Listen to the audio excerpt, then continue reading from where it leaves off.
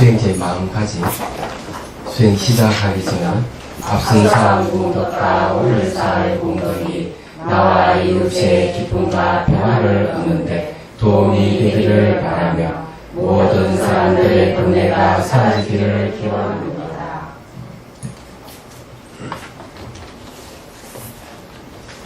자, 오늘 몇 페이지? 303페이지. 당상 이견. 거기에 네 번째 줄 알아차림부터.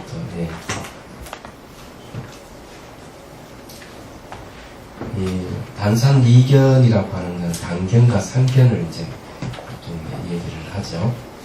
단견은 근무지, 상견은 절대주의에 대한 얘기예요. 자, 읽어볼게요. 알아차림은 생각이 아니라 봄입니다. 생각은 머릿속에서 일어나며 그 안에 자아가 들어가 있습니다. 나라는 생각은 곧 너를 만들어내고 독립된 개체로 나타나면서 대립과 투쟁으로 상호 단절이 일어납니다. 즉 생명 살림이 아니라 생명 죽임이 되는 것입니다. 이것은 상호 수용과 엘림, 무아와 공이 생각에 의해 가려짐으로 해서 일어나는 현상입니다. 그러나 봄은 생각이 아니기에 무아입니다. 알아차림이 되면 모든 존재에 상호 열림이 일어나 불편한 모든 것은 사라집니다. 여기에 이제 내가 있으면 너 나에 대립되면서 생명을 죽인다. 이게 현실적인 이야기예요. 그래서 이제 내가 있으면 이제 너가 있기 때문에 대립이 되고 충돌이 일어납니다. 그래서 그 구체적인 이제 그 현상이 욕심을 부르거나 화를 내거나 그러는 일들이죠. 근데 이제 아주 문제가 심각해지는 겁니다. 이게요.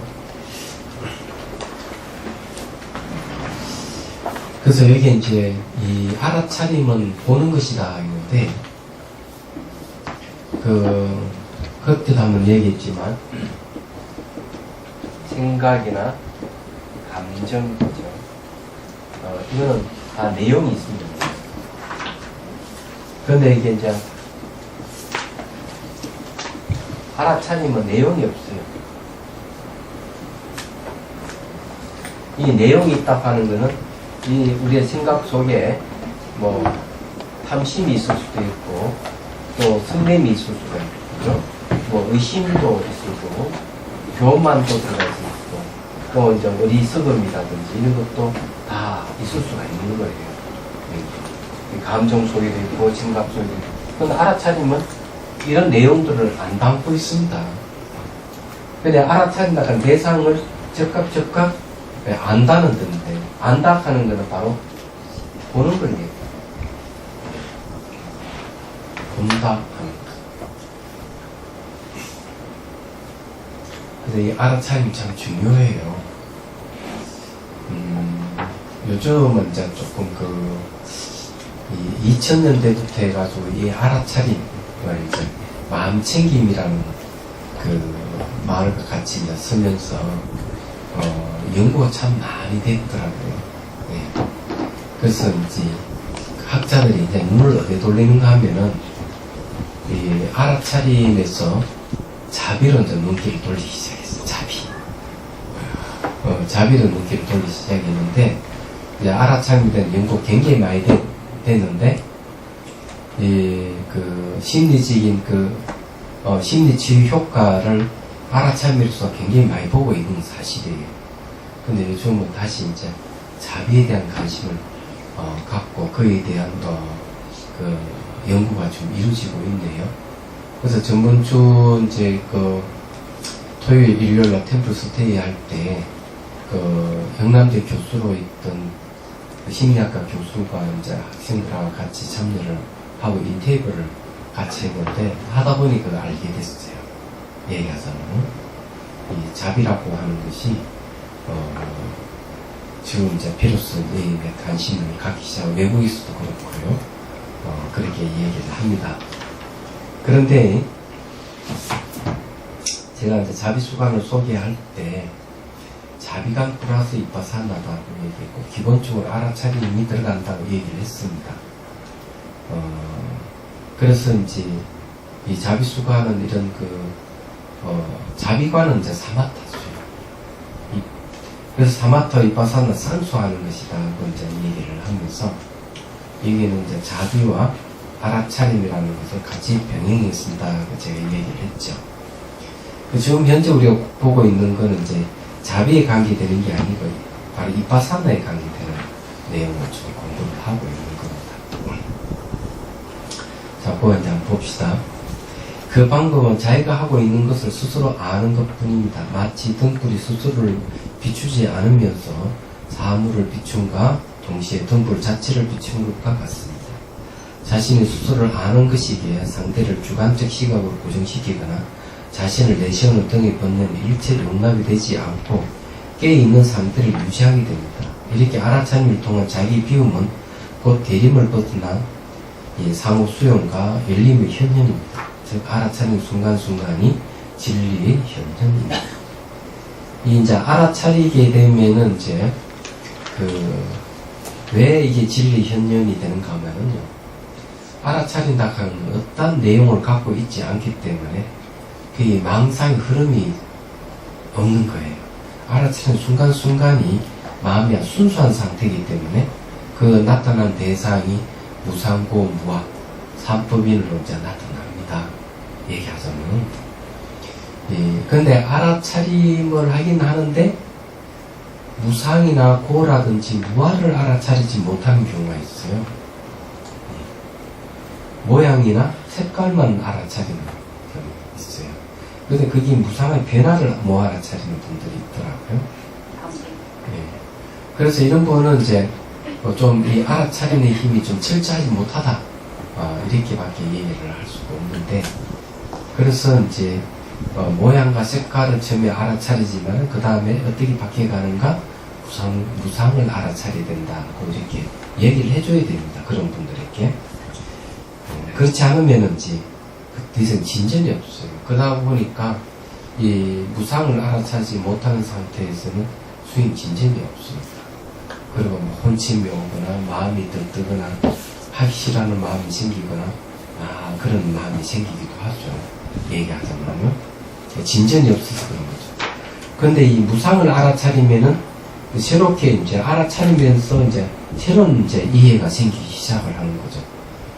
거기에 뭐 언어를 붙일 수가 없다든지 대사를 고정화시킬 수가 없다든지 이런 걸 알게 됩니다.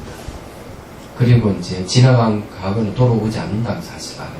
생긴 건 사라져버리기 때문에 미래는 오지 않았었다고 하는 것도 알고 현재 여기라 하는 이 사실을 명확하게 알기 시작하죠. 그래서 알아차림을 하면서 계속 하다 보면 이렇게 새로운 이해가 생기면서 이런 걸 바른 이해라고 그러고 이런 걸 이제 지혜라고 얘기하는 겁니다. 이런 바른 이해를 갖다가 이런 게 이제 생기면서 이제 진짜 수행은 아무 맛이 없거든요. 재미가 하나도 없습니다. 수행이라는 거. 근데요, 스님, 이게 무상, 이것도 무상이야, 뭐, 고통이야, 뭐, 이렇게, 그래, 언제까지 이게 지속되나 보자. 네. 그런 생각을 하는 건 어떤 거든지 어떤 경우든지 그건데, 맨날 그거만 해야 되느냐, 이거죠. 그래, 이제, 우리가 이해만 가지고 있을 때는, 네. 그것이 진전이 없어요. 이해만 가지고. 왜? 금방금방 바뀝니다. 그 이해는. 네. 대상을 보면 또 딴 생각에 있어. 그 이해는 온데간데 사라져버리고, 네. 그 이해했던 것들이 실천으로 나타나지를 않는 거예요. 얘기하자면. 그래서 이제, 이게 이제 지혜가 필요한 거예요. 지식은 대상 따라서 수천, 수만 개의 지식이 있습니다. 그 지혜는 딱 하나예요. 네.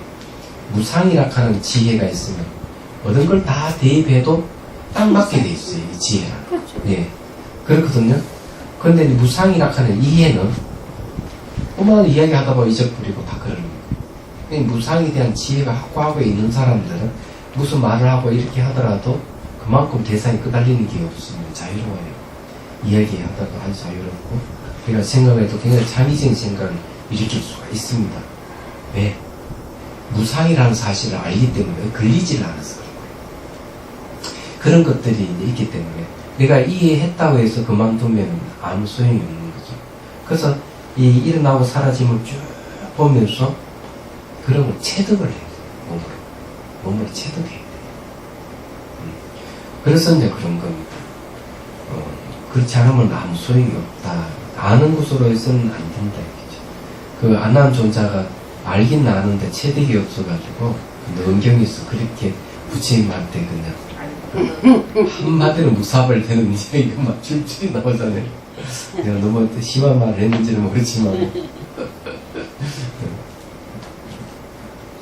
자, 이제 봅시다. 자,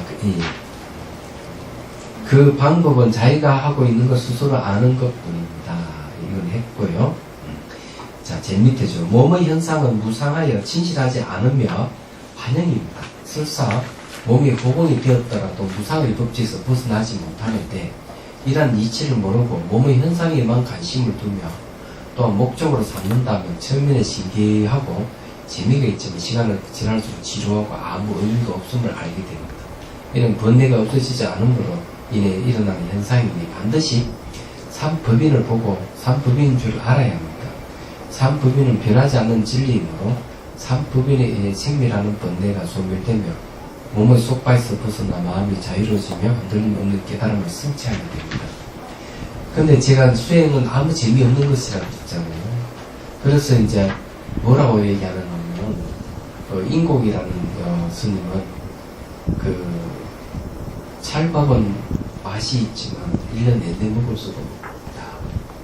맷밥은 맛이 없지만 1년 내내 먹어도 질리지 않는다. 이렇게 수행도 맛 없는 것을 맛으로 삼아서 수행을 하면 평생 하지만 수행하면서 어떤 현상이 쫓아서 좋은 것만 찾으려고 들은 사람은 수행 못한다. 이런 얘기예요. 실제로 그렇거든요. 그런데 이제 인생의 쓴맛, 단맛 다 보고 고통을 당한 사람은 내 맛도 없고 네 맛도 없는 이 수행을 그렇게 좋아하고 즐겨할 수가 있지만 세상에 편안하고 안락하게 살고 그음을 추구한 사람에게는 고통이 괴로운지 모르는 사람은 수행을 안 합니다. 그 재미도 없는 거 말라 하느냐 이거죠. 근데 그런 사람은 언제 가서 이제 눈물을 흘리느냐면 나이가 60이 넘어서 죽음에 이제 가까이 간다고 생각했을 그때 이제 후회를 합니다. 그때 많이 이러는 거죠. 얘기하자면. 젊었을 때는 이것저것 좋은 걸 찾아서 돌아다니고 좋은 거 먹고 좋은 거 구경하고 좋은 것을 입고 살았지만 그런 것이 이제 세월이 지나면서 이 별 볼일 없다 하는 걸 자연히 알게 되는 것이죠. 그때는 많이 늦어버린다. 그렇게 말씀을 드릴 수가 있어요. 그리고 이게 재미없는 이 수행을 통해서 기쁨이 생긴다 하는 사실을 알고 해방감을 맛보는 그런 즐거움이 있는 것이죠. 그래서 이 공부를 수행을 하는 거예요. 자, 그러므로 수행자라면 언제나 몸이 사라져 호공이 됨을 목적으로 해서는 안 된다는 사실을 명심하셔야 됩니다. 몸이 사라지는 현상은 수행의 한 과정이며 한 가지 현상이 지나지 않으므로 몸이 사라지는 과정에서 반드시 삼법인을 보아야 합니다. 몸 사라짐을 체험하는 것은 수행의 일대 전환을 가져오는 분기점일 뿐인데 몸이 사라져 호응이 되는 것을 궁극으로 여기면 무기공에 빠져서 유무의 단상 이견을 일으킵니다. 근데 이거는 이제 수행을 하다 몸이 사라지는 걸 목적으로 하는 사람이에요. 이런 사람들에게 경고를 주기 위해서 하는 이야기입니다. 그럼 이게 왜 단상 이견이 되느냐 하는 게 있어요. 자, 몸이 다 사라지면 아무것도 없어요. 아무것도 없으면은 사람들은 어떤 견해를 가지면 죽으면 아무것도 남지 않는다는 견해를 가질 수가 있어요. 그건 허무주의에 떨어질 가능성이 있습니다. 그리고 여기서 그런 호응은 물질이 소멸되거나 현상과 비교할 때 나타나는 것이므로 호응을 자신으로 삼으면 단견이 떨어질 수 있습니다. 즉 물질은 사라지면 아무것도 남지 않는다. 죽으면 아무것도 남은 것이 없다라는 허무주의적인 단견을 가질 수가 있습니다. 그래서 이게 문제인데 그러니까 몸을 갖다가 막 상상으로 때려 부수고 죽이고 막 이러거든요. 그래서 다 사라져버려요. 사라지면 여기서 이제 잘못 빠지면 허무감이 빠져가지고 인생 삶았을 안 생긴다. 그래서 이제 근데 너무 빠져버리면 우울증이 걸리거나 너무 심하면은 자살까지 합니다. 그래서 그 아무것도 없는데 집착을 허공을 궁극으로 삼으면 안 된다. 근데 여기 또 반전이 있어요. 허공을 궁극으로 삼고 이것을 참 자라고 생각하는 사람이 생깁니다. 그러면 이런 거는 이제 절대주의 빠져버려요. 안 돼요. 그래 이게 이제 문제가 되는 겁니다. 그래서 여기서 이제 다 사라져버린 아무것도 없는 걸 참 자아라고 여기는 그런 일이 이제 생기는 것이죠. 그래서 이게 대승기신론에서 허공은 진여가 아니다. 분명하게 얘기를 합니다. 그런데 이제 또 이런 경우가 있어요. 아무것도 없는 텅 빈 자리에서 여기에 뭘 또 도입하는 게 있어요. 예. 이 텅 빈 이것을 이제 자아로 이제 상정해버리면은 이제 절대주의 빠지거든요. 근데 여기서 한 단계 더 나아가지고 자아를 없애는 것을 또 도입을 합니다. 자아를 없애는 게 바로 신입니다. 신. 유인무이라는 신을 딱 드러내밀어가지고 자아도 없애버려요. 이것도 절대주의입니다. 그러면 남는 거는 신만 남아요. 그래서 신이 진실이다 이렇게 생각을 하고 그렇게 이제 수련하는 수련 단체도 있어요. 얘기하자면 이제 그럴 때면 이제 어떤 문제가 이제 발생해 버리느냐, 자기가 이제 내 안에 신이 있다, 내 안에 신이 있다고 그 신을 섬기는 이제 일이 벌어지는 거죠. 이럴 때면 이제 무당 쪽으로 이제 가거나 이제 이상한 쪽으로 가는 거죠. 귀신을 섬기는 같은 그런 형태로 이제 가기 시작을 하는 거죠. 맞아. 그냥 문제가 심각해지는 겁니다. 그래서 절대로 이런데 빠지면 안 된다. 그렇죠? 그래서 이게 아무것도 없는 것이 하나는 허물어 가기도 하고 하나는 절대주의로 가기도 하고 그래서 몸이 다 사라지면은 다 사라진 그것을 궁극으로 삼으면 안 된다. 이거죠. 그래서 능경에서는 허공은 무지를 일으킨다. 딱 이렇게 얘기를 합니다. 생길 조건 되면 생기고 사라질 조건 되면 사라질 뿐이에요. 그걸 알아야 돼요. 그게 진짜. 자, 그 다음에 이 305페이지요. 두 번째 단, 그러나 삼법인, 무상고 무아의 삼법인을 잘 관찰하게 되면 관찰 주체도 무아임을 밝혀지기 때문에 무의공이 떨어져 일으키는 단상 이견의 사견이 일어나지 않습니다. 도리어 의식은 명료하게 깨어나게 됩니다. 여기 관찰 주체도 사실은 무하다. 이 말은 뭔가 하면요. 이거는 이제 어느 거사가 찾아왔어. 자기 아버님이 그 닷대를 부수고 하는데 가서 수행을 했다. 해가 와가지고 하는 말이, 나는 이제 도인이 됐으니까 너희들 내 말을 들어야 된다. 어머니 말씀도 안 듣고 자식 말도 안 듣고 독재를 하는 거예요. 내 아버지가. 그러니까 아들이 찾아와서 그 수련을 하면 더 좋아해져야 되는데 왜 어떻게 해서 저희 아버님이 저렇게 배는지 잘 모르겠습니다. 이유를 좀 알려 주십시오. 그 수련하기 전에는 그렇게 겸손하시고 다정하신 분인데 언제는 독재를 하면서 자기 말은 도인이 말이고 자기 말 아닌 말은 마귀의 말이다 하고 듣지 않고 저렇게 하시는데 그 이유를 모르겠습니다. 제가 그런 이야기가 있습니다. 다 때려 부수고 없애면 다 때려 부수고 없앴다는 의도가 남아있는데 그 의도가 자아 노릇을 하기 때문에 그렇다. 그런 얘기를 해줬습니다. 그래서 이제 결국 다 사라지게 한 주체도 따지 찾아보면 찾을 수가 없는 거예요. 그래서 이게 아무것도 없는 데에 이제 안주해보면 무기공이 떨어집니다. 마음은 고요한 것 같아도 의식이 명료하게 깨있는 상태가 안 됩니다. 그래서 무의공이 떨어진다는 것이고, 또 오히려 이 주관이 자아라고 얘기하는 그것도 사실은 존재하지 않음을 확실히 알면 뭐가 남느냐, 명료한 의식이 남아있어요. 예. 그래서 의식은 명료하게 깨어나게 된다 하는 말이 그런 이야기입니다. 근데 의식은 물질이 아니기 때문에, 예. 좀 다른 겁니다. 그래서 무상은 현상이 사라져도 사라지는 곳이 없으므로 무가 아니며, 일어나도 일어나는 곳이 없으므로 유가 아닙니다. 그래서 변화는 현상만 있어서 끊어지는 것이 아니므로 단견이 아니요, 똑같은 현상이 없으므로 상견이 아닙니다. 괴로움이 현상도 이와 같으니 고정되어 있는 것은 변화와 상립할 수 없습니다. 그러니까 이게 단상 이견은 하고 이 무상하고 다른 거예요. 무상을 잘 보면 일어나도 일어나는 곳이 없어요. 그렇기 때문에 무가 아니에요. 사라지는 곳보다 사라지는 곳이 없고, 그게 무가 아닌데, 일어나면 일어나는 곳이 없기 때문에 유가 아니에요. 그러니 무상은 일어났다 사라졌다 반복하기 때문에 이건 유도 아니고 무도 아니다. 우리 마음의 그 미세의식이라 하는데, 이 의식도 보면은 이게 연속체라서 상속해가요. 그러니 상속해가기 때문에 유가 아니에요. 그렇다고 상속해가면서 변해가면서도 없어지는 게 아니기 때문에 무가 아니에요. 그러니까 그 미세의식들이 강물같이 흘러가는 겁니다. 연속체예요. 그건 유도 아니고 무도 아닙니다.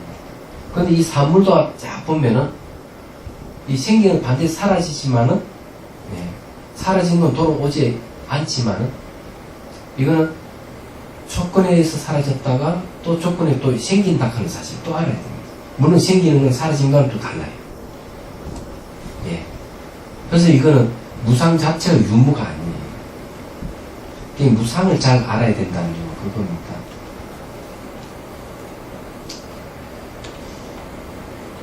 이 이제 괴로움이도 이제 그런 건데, 예. 자, 이처럼 무상과 고의 현상 모동이 변하지 않고 고정되어 있다는 고정관념을 부수게 합니다. 그러니 고정관념에 덮여있던 의식이 무상을 통해서 뚜렷하게 깨어납니다. 괴로움을 경험함으로써 쾌락을 추구하던 마음은 쉬게 되고 맑게 깨어납니다. 무상하니까 괴롭다 하는 문제를 알아야 돼요. 자, 이렇게 무상과 고를 관찰하면 무상과 고통 속에는 주지하는 자아가 없고 실체에 있는 자아가 없음을 깨닫게 되어 자아의 속박에 있던 마음이 풀어나면서 자유로워집니다.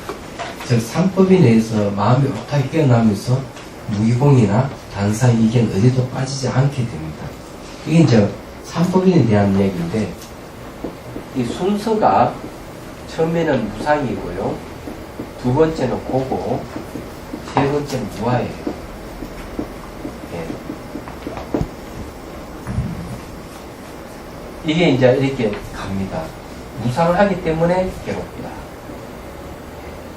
이 괴로움은 말이죠, 이거는 육체적인 것보다는 정신적인 것이라고 합니다. 생긴 건 사라지기 때문에 괴롭다는 거예요. 그래서 저게 토요일 날, 전번주 토요일 날 행다선을 하는데 제가 멘트를 해줬습니다.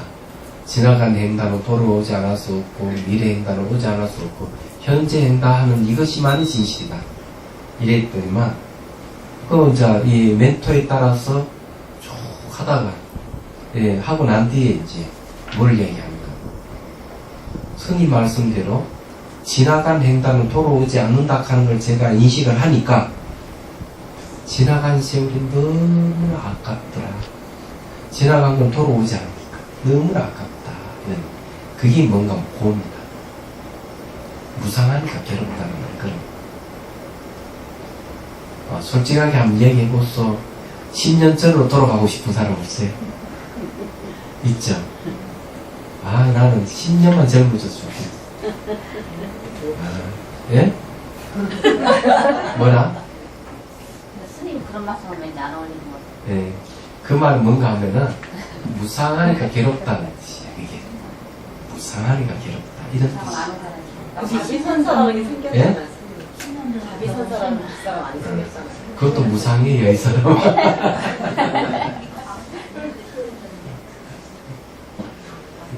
그리고 이제 괴로운 것은 자아가 없어요. 정말 자아가 있다면 괴로움이 없어야 될 겁니다. 그래서 이게 무상보험 무한은 세 가지 변하지 않는 진리라고 법인이라는 말을 써요. 인자는 도장 인자 써요. 바뀌지 않는다는 뜻이죠.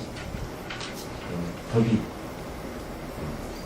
이 삼법인은 이제 이게 허무주의도 아니고 절대주의도 아니에요. 무상이라 하는 자체가 그런 뜻이에요. 고락하는 건 너무 정신적이라는 걸 알 수가 있죠. 일체 모든 게 괴롭다는 말은 바꿔서는 일체 모든은 변한다 이런 뜻이에요. 또 괴롭다 하는 걸 알 때 우리는 자아가 없다 하는 걸 확실히 인식할 수 있어요. 괴롭지 않는 사람이 어디 있어요? 말씀. 그러니까 무아해. 다른 이유가 있는 건가요? 저번에 그 전에 저는 불교를 몰랐을 때는 그 괴로움이라는 걸 계속 괴롭다고 불교에서 괴롭다고 그러는 거야. 예. 그게 많이 생각을 했었어요. 근데 그때는 그 괴로움이라는 건 좀 몰랐지. 근데 이게 불교 공부하고 나서는 아 진짜 괴로운 거다. 저기 인생도 말이죠. 잘 보십시오. 나이가 젊었을 때 한 살 때부터 쭉 올라가잖아요. 그죠? 그럼 요즘은 40을 정점으로 해서 내려오잖아요. 예? 올라갈 때는 무상을 아무리 이야기해도 몰라요. 모른다고. 40 넘어 내려갈 때 비로소 무상을 알기 시작하는 거예요. 예. 저 때는 사람들이 아주 예민해집니다. 이 세월에 대해서 예민해지는 때거든요. 40이 정점에서 이제 저기 회사 같은 중력중 되고 시작하면은 욕심이 생겨 내가 사장도 돼야 되지 되고 싶다 이러지만은 나이가 점점 들어가면 초조해지죠. 그러면서 어느 순간 안 되면은 무상하구나 그러는 거예요. 그래서 불교는 아이의 종교가 아니고 어른의 종교를 체험해보지 모르면 젊었을 때는 그런 걸 잘 몰랐다 나이 들면서 맞구나 이걸 알아요. 그럼 무상이라는 게 그 깊이가 있는 것 같아요. 여태까지 조금 알았던 거는 그 얕은 무상이었는데 어떤 체득이 안 되는 그 무상은 깊이 있는 거. 그럼 이 무상은 말이야 지나간 과거는 돌아오지 않아. 생기는 사라지기 때문에. 예? 미래는 오지 않을 수 없죠. 현재는 또 매 순간 변해. 변하는 게 일어나고 사라지 반복하고. 근데 그 시간적으로 현재 여기만 있는 거예요. 현재 지금 여기 요 순간만 있는 거예요. 여기 무상이라는 뜻이에요. 그래서 이 무상을 제대로 알면 마음이 현재 순간에 딱 머물게 됩니다. 그렇게 해주는 게 알아차림입니다. 여기에 딱 머물게 되면은 큰 공간이 생기기 시작하죠. 그 공간을 통해서 확실하게 무아와 공을 알 수가 있어요. 얘기하자면. 그렇기 때문에 현재 이 순간 늘 깨있는 삶을 사는 거예요. 여기는 이 자리에는 시간이라는 개념이 없는 거예요. 분명히 몸은 넓고 병도 주고 가는데 여기는 무시간의 세계. 항상 머무르게 됩니다.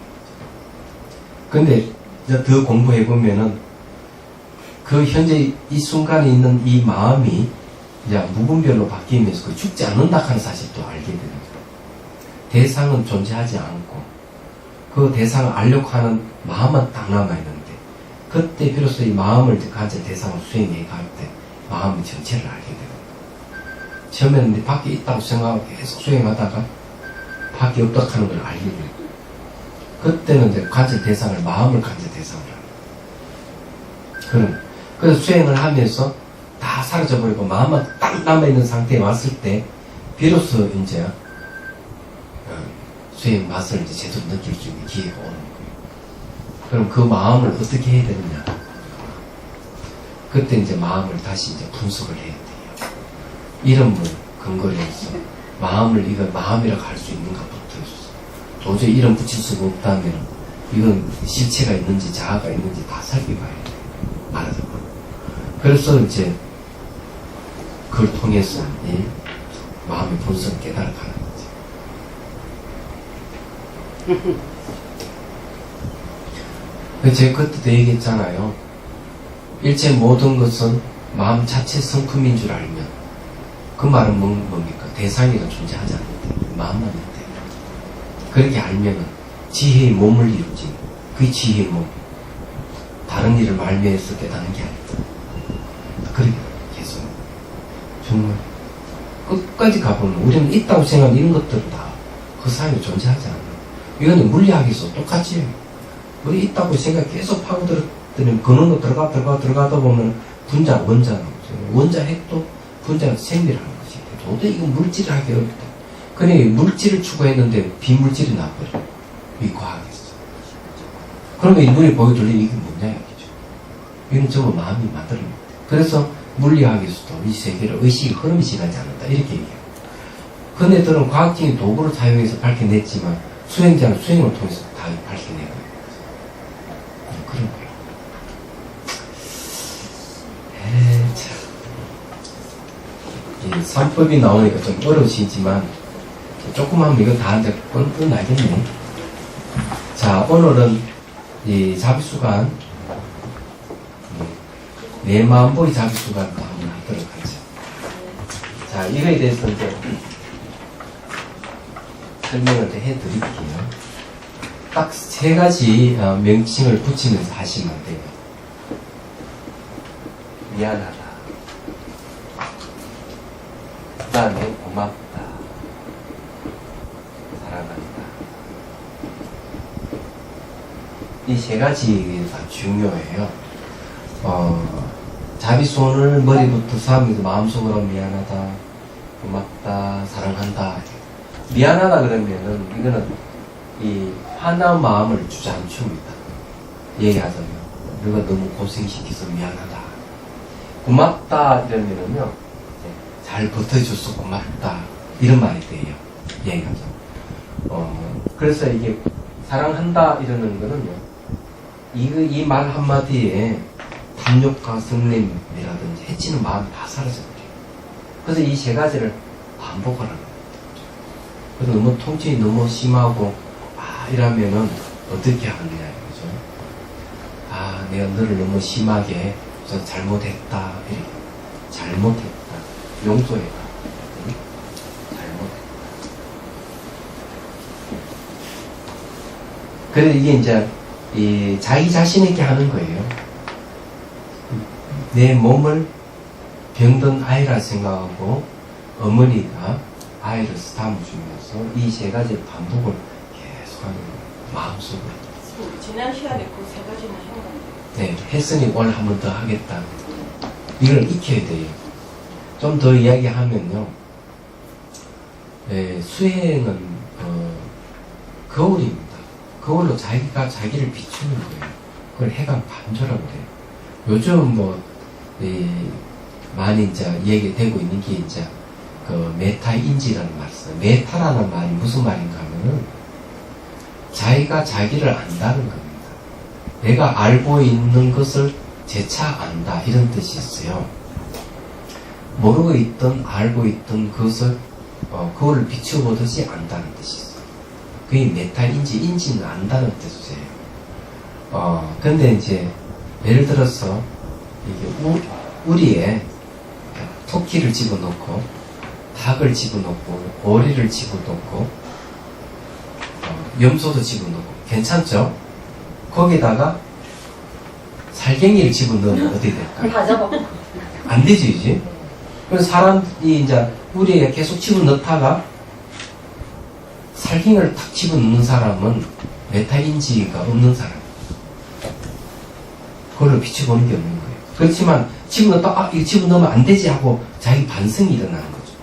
집어넣는 거면 일중하는 게 아니고 집어넣는 것을 자기가 재차 인식을 하는 거예요. 이거 넣으면 안 되지 하고 딱 멈추는 게 메타인지라고 설명할 수가 있어요. 요즘은 거울이에요.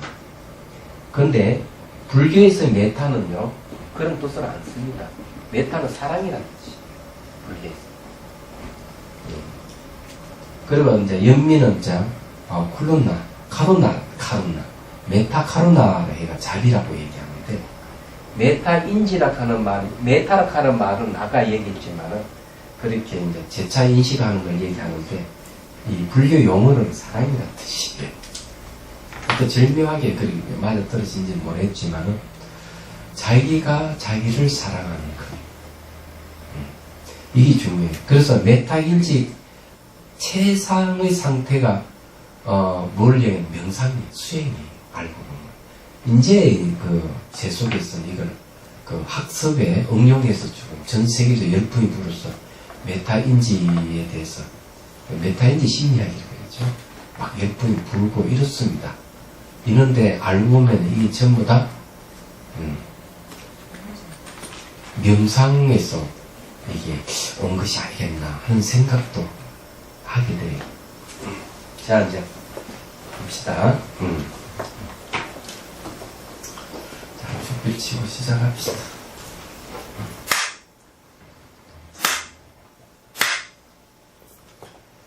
자, 숨을 들이쉬고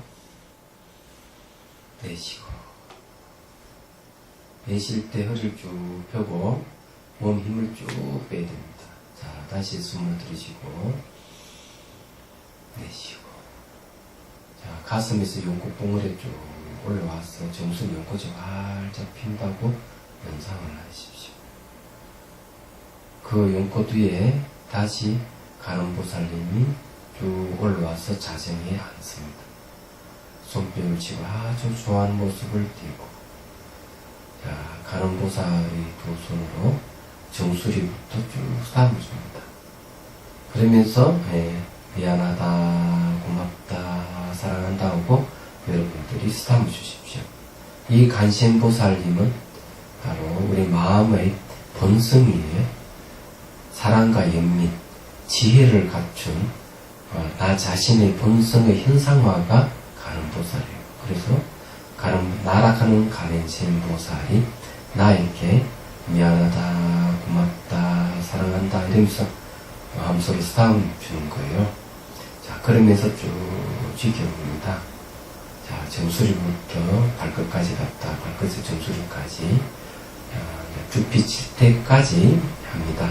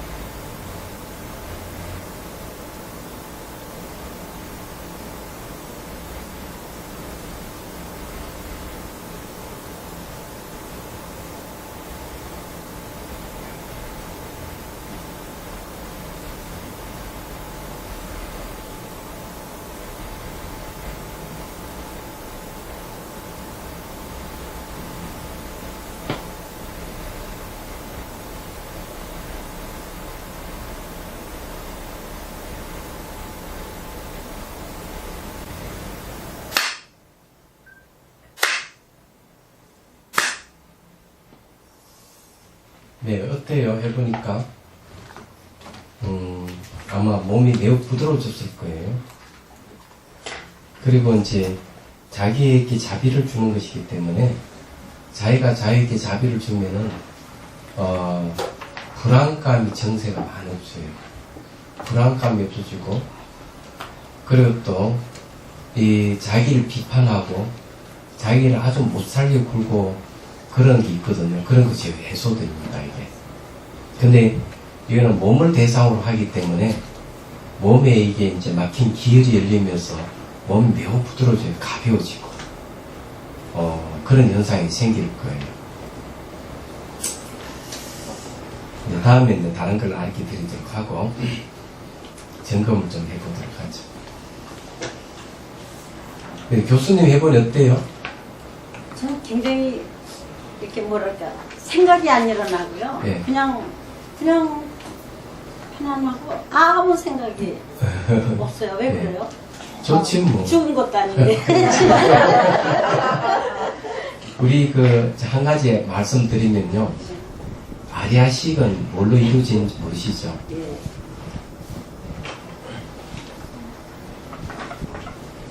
아리아식은요, 우리 무의식이라고 있잖아요. 이 아리아식은. 이 아리아식에는 명은 종자가 있어요. 명은 종자. 이건 얘기하고 있는 거 맞죠? 명은 맞죠? 명칭을 얘기하고요. 언약하는 은서를 얘기하잖아요. 그건 종자나 씨앗인데, 요즘 말하면 정보죠. 그러면은 이 마음에 저장되어 있는 것은 전부 다 명칭과 은솔로 이루어진 정보만 있어요. 컴퓨터의 하드디스크에 정보가 저장되어 있는 건 똑같죠. 이 말은 뭘 의미하는가 하면요. 인간이 가장 빠르게 반응하는 언어라는 뜻입니다. 얘기하죠. 예. 언어에 아주 민감하다는 거죠. 예. 그래서 미안하다, 고맙다, 사랑하다 이렇게 마음속으로 말을 하면서 탁 하면 바로 이 아리아식 반응을 보일 수밖에 없는 거예요. 그러면 여기에 미안하다 하는 종자, 고맙다는 종자, 사랑한다 하는 종자가 발현되는 거예요. 얘기하자. 그런 면에서 이제 뭐가 없으는가 하면 이게 긍정적인 이 감정에 상대되는 게 부정적인 감정들이 있어요. 탐욕, 성냄, 어리석음, 교만, 의심, 사탕, 견해 이런 것들이 힘이 약해지는 거예요. 두 가지는 이게 양립은 할 수 없는데 그래도 어느 한편 상대를 완전히 이길 수는 없어요. 그래서 긍정적인 힘을 마음을 키우면 부정적인 감정이 수고될 수밖에 없어요.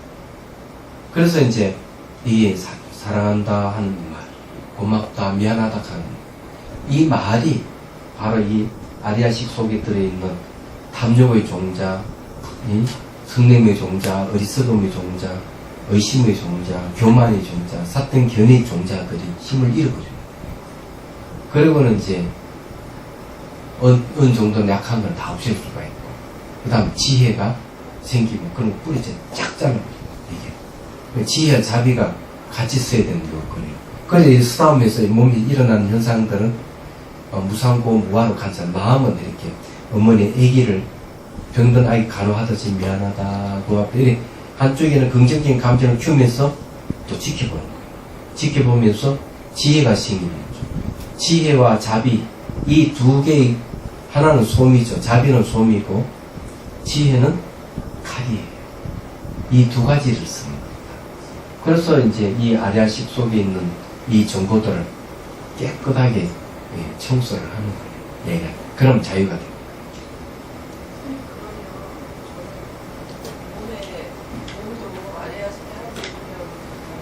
그렇죠.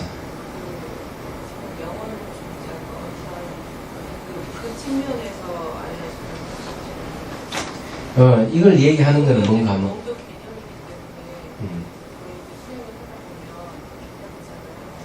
몸은 이제 하나의 매개 역할을 해요. 쉽게 말해가지고 배심일경 이야기하면은 이 아타나식은 몸을 만들어가지고 아타나식 속에 몸 속에 들어서 몸을 의지하고 있다 이렇게 얘기합니다. 아토나식이 아리아식이거든요. 그래서 이 몸에 이렇게 자극을 주면은 이 아리아식이 반응을 보이게 돼 있어요. 근데 아비달마에는 뭔가 하면 접촉을 하게 되면 잠재의식이 움직인다 이래 되는데 이 식은 접촉을 하게 되면은 아리아식 속에 정보가 올라온다 이래. 정보가 올라오는 건 반응을 보인다는 그래서 이제 긍정적인 종자도 있고 부정적인 종자도 있고 다 그렇거든요. 선하고 종자가 다 있기 때문에. 그럼 이거는 이제 부정적인 것은 없애주고 긍정적인 것은 강화시키는 역할을 하죠. 그래서 이게 말을 하는 게 참 좋다는 거예요. 그때는 이걸 안 하고 그냥 아픈 부위만 네. 부위가 생길 때 미안하다 고맙다 사랑하다 이래 있는데 네. 이 초보자에게 처음부터 끝까지 하는 게 좋겠다 싶어요. 네. 그렇게 한 거죠. 근데 이게 초보자에게만 해당하는 건 아니라고 했어요. 유시각적 입장에서. 그렇게 하다 보면은 몸에 굉장히 빨리 부드러워지고 형태도 많이 이렇게 없어져 가는 이게 몸 형태가 없어져 간다 하는 것은 몸이 무상을 빨리 나타내 준다는 얘기예요. 이때까지 늘 고정관념으로 봐왔는 몸이 변한다 하는 사실을 이제 알기 시작하는 거죠. 그러면 내귀로서의 부분으로 이해하는데 몸, 몸을 그런 어떤 아레아식과 저와의 어떤 그 매개로서의 일부분으로서 이게 스크린 역할이에요. 몸은. 그렇죠. 예, 예. 그러니까 만약에 뭐 TV면 TV의 그런 역할, 그 내용은 그렇죠. 정보는 다른 곳에 있는 것이지만 그걸 통해서 저희가 그죠, 올라오는 거죠. 예. 하나의 통로입니다, 몸은. 그 몸은 아는 성질이 없어요. 그래서 하나의 4개 역할밖에 못해요. 그렇지만 그렇다고 해서 그게 아레아식이 아니다라고 얘기할 수가 없는 없죠. 거죠. 역할을 하고. 그럼요. 이 몸도 아리아식에서 나온 겁니다. 아리아식에서 나온 것이기 때문에 이 아리아식하고 분리되어 있질 않아요. 이 자체 그냥 무의식이라도 아무 상관이 없어요. 그러면 만약에 이제 통증이 강한 곳을 이제 더 이렇게 좀 오랜 동안 하게 되잖아요. 그렇죠. 그러면 그것도 또 강한 의도가 될 수 있는데 강한 의도가 되면 또 욕심이 되는 거 아닐까요? 아니에요. 수행하는 것 자체가 의도거든요. 수행하는 게 의도인데, 그래서 연민심을 일으키는 거죠. 이 좋은 의도가 중요해요. 수행은 좋은 의도에서 그러니까 선법이라 말을 써요.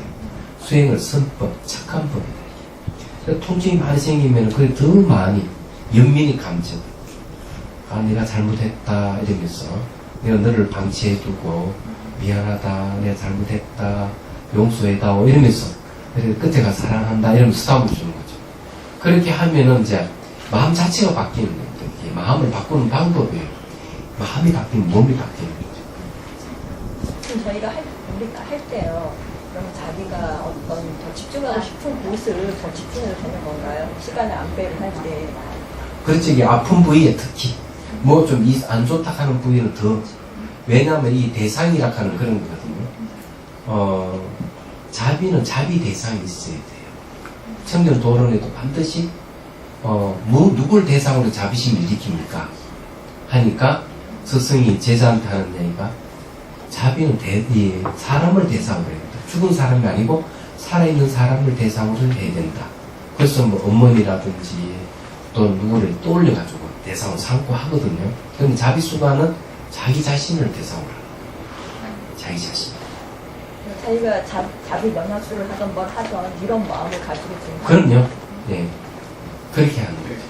근데 왜 뭐 미안하다 고맙다 이렇게 하니까 그냥 왜 마음이 그냥 아무 생각이 없이 가만히 네. 편안하죠, 그죠? 네, 네. 왜 그래요? 그런 건 아니고. 그 생각에 막 이렇게 올라든 아이디어가 네.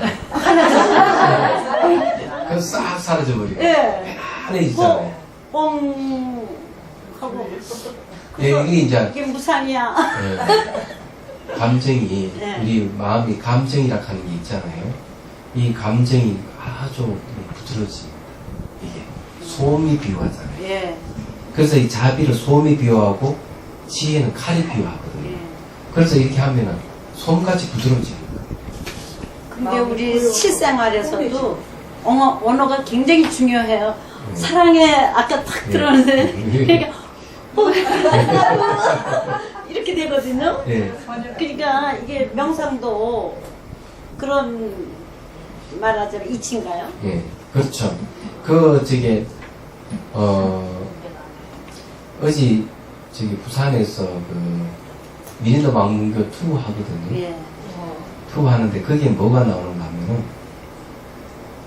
이제, 자비 메타에 대한 얘기가 나옵니다. 네. 메타에 대한 얘기 나오면서, 메타를 수행을 하게 되면 11가지 이익이 있다. 11가지. 그게 1번, 2번, 3번 지금 잠하고 관계되는 거예요. 잠. 잠을 잘 잔다. 잘 자기. 악목을 꾸지 않는다. 일어날 때 잘 일어난다. 근데 이게 왜 그러냐면은, 이 자비는 화라든지 탐욕이나 이걸 줄여주고 없애주는 역할을 하잖아요. 근데 화가 나 있는 사람들은 그것이 깨 있어요. 아, 네. 그게 화가 났기 때문에. 네, 불면증. 아, 네. 근심이 있어도 불면증이 있지만은 화하고도 관계있어. 잠을 먼저 화난 사람 잠자는 거 봤어요. 맞습니다. 네. 거의 그 얘기를 하고 있어. 네. 난 사람을 사는데. 네. 그래, 저부터 깨고 나면 딱. 그건 별로 화난 것도 아니야. 근데 그런 습이 있으면은 나중에 내가 뭐 화를 안 내도 의식이 깨 있는 거죠. 근데 그런 걸 어떻게 할 수가 있냐면 감로수 물을 부어가지고 몸이 스미 들지 않거나 물에 탁 튀어버리거나 몸에서 여기까지만 딱 내려오고 안 내려가거나 이런 사람 되게 화하고 감정이 늘 올라와 있는 거야. 근데 이게 감로의 물이라한 자기 마음이 내려가지를 않아. 탁 부딪히고 있는 거죠. 이런 분들. 왜 그래서 계속 부어주면 조금씩 내려가는 거죠. 감로수. 스님 저는요, 스님 자비 이런 거, 사람이나 자비, 미안하다, 사랑하는 그런 거 얘기하고 눈물이 먼저 난다니까요. 좋은 감정이 생기고 있다는 거죠. 네, 좋은 거예요. 눈물이 먼저. 자, 잠자는 건 어떻게 자야 되는가 하면은, 그때 한 번 더 얘기해 드리죠. 딱 누웠을 때 아무것도 하지 말아야 돼요. 알아차림도 하지 말고, 내쉴 때 몸에 힘을 빼십시오. 내쉴 때마다 몸에 힘을 빼. 그러면은, 몸에 힘이 빠지면은 잠을 잘 잘 수가 있어요. 두 번째, 잠잘 때는 뜨거운 물에 목욕을 하거나 샤워를 하지 말아야 됩니다. 미지근한 물에 해야 됩니다. 마음 온도는 18도에서 20도가 적당하고요. 몸이 너무 차가우면 몸이 열이 일어나서 잠을 못 자고요. 몸이 열이 많이 나면 또 그것 때문에 잠이 오질 않아요. 그러면 몸에 열이 많다 싶으면 두 발을 이불 밖에 내려 식혀야 됩니다. 이거 제가 미얀마에서 가르쳐 주더라고요. 잠 못 잘 때는 몸이 열이 있기 때문에 몸을 식혀야 된다. 그 마스터가 얘기해 줘. 그렇게 해야 됩니다. 그러니까 이제 자고. 그러니까 눈을 감았는데 잠이 오지 않는 거는 얘기하자면 뭔가 하면 마음이 이렇게 아까 뭐 화가 나 있다든지 이런 그런 거하고 관련해서 근심이 있거나 이러면 이렇게 오늘 그때는 눈을 그냥 감고 있어야 돼요. 그러면 내쉴 때 힘을 빼는 걸 잊지 마시고 그럼 눈을 안 뜨고 눈만 감아 있어도 돼요. 의식이 깨있더라도 절대로 이렇게 눈 뜨지 마시고 그렇게 하면 어느 순간 잠이 듭니다. 그리고 또 깨어날 때는 어떻게 해야 돼요? 의식이 딱 깨어나면은 그냥 일어나면 몸이 찌푸둥할 수가 있어요. 몸에 어떨 때는 안 좋은 데 있고 막 이러잖아요. 그럼 어떻게 해야 되는가 하면은 딱 누워서 창문에서 햇빛이 쫙 들어 머리 발가락에 이렇게 쫙 비치는 걸 연상을 하십시오. 얼굴.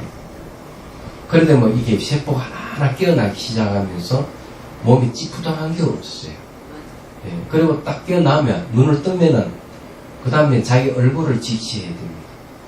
자기 얼굴을 우선 알아차려야 돼요. 예, 굳어 있느냐, 무덤덤하게 있느냐, 화가 나 있느냐, 해봐야 돼요. 그래서 대개 보면은 화가 나 있거나, 그냥 무덤덤하게, 이 무표정면처럼 굳어 있거나, 그렇습니다. 그럴 때 어떤 거 하면은, 밑꼬리를 조금 올리면 됩니다. 미소 지으려고 하지 말고, 밑꼬리만 조금 올리면은, 싹 다 풀어집니다. 얼굴 앞면이 풀어져 말이에요. 이건 유전증과 관련이 있어요. 애기들은 태어나면서 미소 지을 줄 알아요. 그리고 그 아이가 정신 지체 장애인이라 하더라도 그 애기들이 미소를 짓습니다. 이거는 뭔가 하면은 부모로부터 유전적으로 물려받은 거랍니다. 그래서 이게 미소를 누구나 지을 수 있는 딱 지으면은 얼굴이 싹 풀어져요. 얼굴이 풀어지면은 밑에가 다 풀어져 버려요. 싹. 그리고 이건 잘 깨어나는 방법이에요. 이해되셨죠? 그래서 이 잠을 잘 자는 거고 잘 깨어나는 게 참 중요한데 그 전에 해야 되는 게 뭔가 하면 아까 이렇게 미안하다, 고맙다, 사랑한다 이 반복하면서 반복을 못하면 한 가지씩 하면 돼요. 미안하다 하다가 또 생각나면 사랑한다 하다가 또 생각나면 고맙다 이렇게 이런 무작위로 해도 상관없어요. 세 가지를 반복해서 어떻게든 자기 운명을 하면 되니까 그렇게 하면 몸이 매우 부드러워진다는 것 그 형태도 점점 없어져가는 그런 의심만 대납니다. 근데 그럴 때 이제 지켜보기를 잘 해야 돼요. 그런 감정을 갖고 잘 지켜보면 아, 이 무상히 변하는구나 이런 걸 알 수가 있죠. 그러면 이제 지혜가 생기죠. 스님 저는 장버릇이요. 눈 딱 뜨면 딱 일어나거든요. 그러니까 눈 딱 떠지면 다시 눈을 감고 햇빛에 참 비치는 거. 내 표정이 어떤가 이렇게 하고 일어나는 게 좋다 이거죠. 좋다 그 말씀이죠. 네. 그래도 햇빛에 쫙 비치는 걸 이렇게 연상을 하고 네. 입고도 쫙 이렇게 올리고 네. 같이 올리고 네. 네. 그래 딱 일어나면은 찌푸둥한 게 없어진다. 네, 맞아요. 예, 상상으로는 한쪽 그냥 햇빛은 한쪽만 비치잖아요. 네. 상상 햇빛도 온몸을 다 비칠 수가 있어요. 온몸. 그게 중요한 거예요. 실제로 사실 애들 깨울 때요 커튼을 착 제끼거든요. 예. 이렇게 환하라고. 그 이유가 있어요. 네. 이게 세포의 생체 시기가 있는데 생체 시기 각각 달라요. 근데 햇빛이 딱 되면은 이게 이제 활성화됩니다. 세포 깨어나요. 세포 깨어나면 의식도 같이 깨어나게 돼 있어요. 그래서 그런 현상이 생깁니다. 그래 그런 방법을 쓰시면은 처음에는 잘 안 될 것 같아도 반복 훈련하면은 이제 그때는 탁 누우면 저도 힘을 빠지고 그냥 탁 자게 됩니다.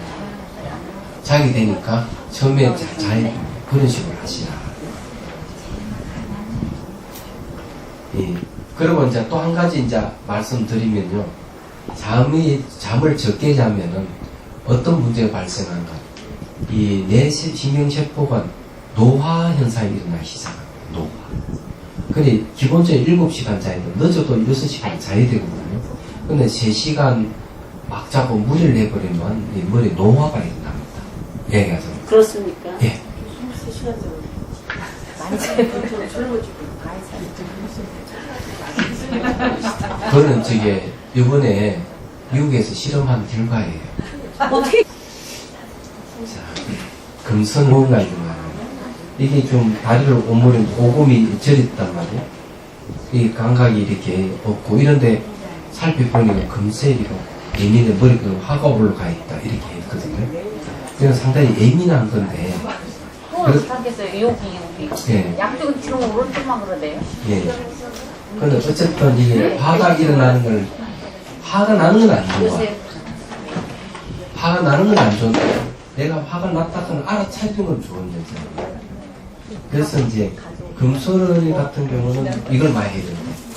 미안하다, 고맙다, 사랑한다 이걸 반복하면서 해주는 게 아주 효과적인 얘기예요.